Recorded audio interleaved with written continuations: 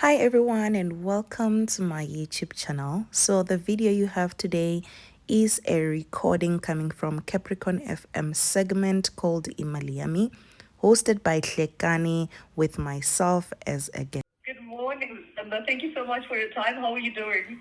Thank you, Tlekani. I'm doing well, and yourself, and good morning to your I, listeners. Thank you so much. I'm doing well. We're talking about something very important, saving. Some of us stumble when we get into this particular aspect of our finances. So when we do save, what are the various scenarios to save for?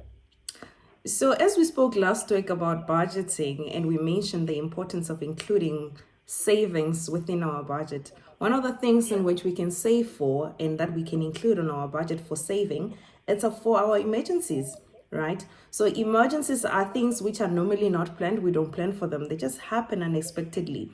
So, if we do have some savings, at least we are able to cover for those emergencies, right? So experts normally recommend that we should at least have 3 to 6 months worth of our living expenses to cover for emergencies. That's in case anything arises.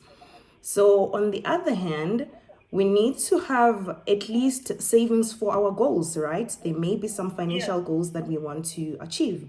So we can save for that as well. And this could be like a holiday in the next 2 years, school registrations. It could be tertiary education for your kids in the next 10 to 5 or 20 years, right? Or you may be looking into getting married. You can save for that. Plan for retirement as well. Or just saving for capital to start a business. Absolutely. So, I mean, saving is something that a lot of people look at differently. Some say, I earn very little, I cannot save. So, is it possible to save no matter what your salary is? So, I would like to start by saying saving is a habit that we need to cultivate, right? It requires a lot of discipline, and all of us needs to be consistent and keep doing it. And yes, I do agree. Sometimes things are a little bit tough. Like right now, prices of food are skyrocketing. But with proper budgeting, we can find ways to reduce our spending and at least leave some money for savings. So we just need to start from where we are, right? And no matter how small. And I think one thing that we need to keep in mind is that when it comes to money, it's not necessarily about how much you earn. And what is more important is actually how you manage your spending and you plan around the money in which you earn and cultivate that habit. Sure, definitely. Now, you think about managing the spending. So, let's talk about that. What are some of the ways we can reduce our spending? And that's really a good question because recently I was looking at that myself. So with reducing your spending, you can look into shopping, right? That's where a lot of people actually spend a lot of money by starting to buy in bulk. And also you can plan for your purchases. This will help you to reduce the unnecessary spend that can happen at the shopping complex, right? Also, you can reduce spending on fast food. And another area in which you can look into is monitoring your water and electricity consumption, right? And one key thing, this is very important, it's learning to do things yourself by acquiring those do it myself skills, on things such as gardening or doing your own hair or doing your own nails. Yeah, no, I'm here for doing your own hair and doing your own nails. Definitely. That kind of so I think I'm on the right track.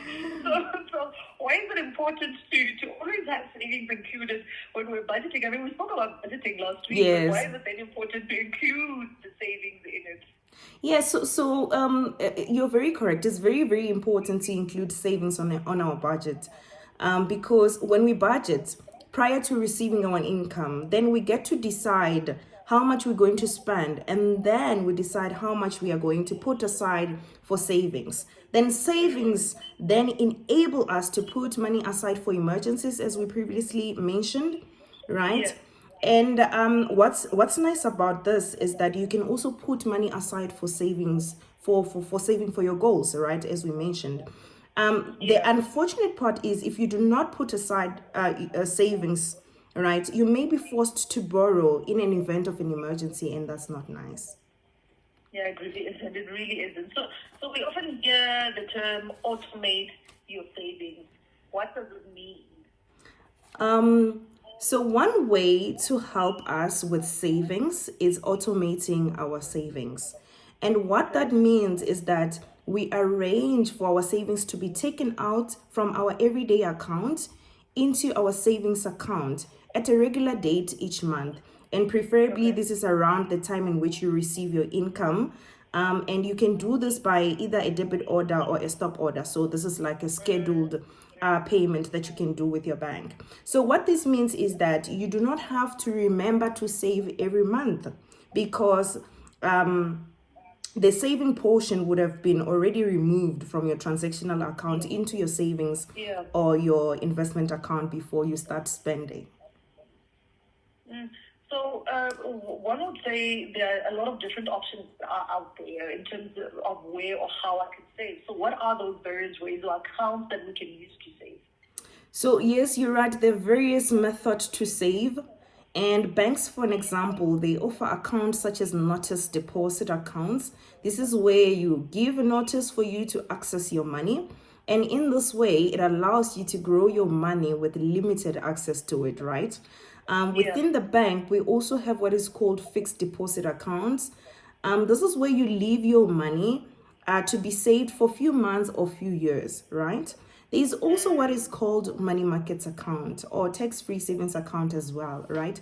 So for tax-free savings account, you get to save either a lump sum or monthly contributions, and you're not getting taxed when your savings on your growth, right, or the interest that you earn on the savings, right? There is also another alternative, which is unit trust. This is where there is a pool of money that is put together from different people who are interested in saving, and a professional manage that unit trust on their behalf, right?